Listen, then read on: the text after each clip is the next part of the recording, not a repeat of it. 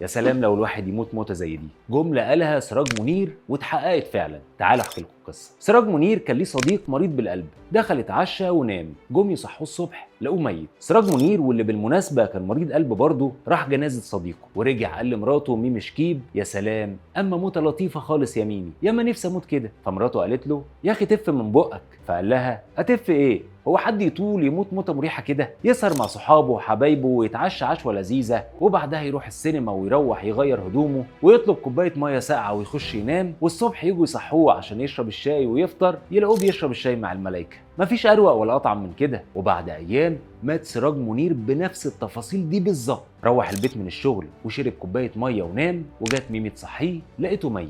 كواليس اليوم ده حكاه صديقه المخرج حلمي رفله، اللي اتكلم مع سراج منير وقال له: عايز الست ميمي تيجي بكره اسكندريه ضروري يا سراج، عشان عندنا كام شوت مهمين عايزين نخلصهم في الفيلم قبل سفر عبد الحليم. فسراج منير قال له: مستحيل يا حلمي، دي عندها شغل مع فرقه المسرح. وفضل حلمي رفله يلح عليه. فسراج منير قال له: في طريقه واحده بس عشان ميمي تيجي تصور، ان واحد من الفرقه يموت بكره فما نعرضش. ساعتها ضحك حلمي رفله. فسراج منير قال له: انا تحت امرك يا حلمي، هموت لك انا بكره يا سيدي. وفعلا مات تاني يوم زي ما قال الله يرحمه.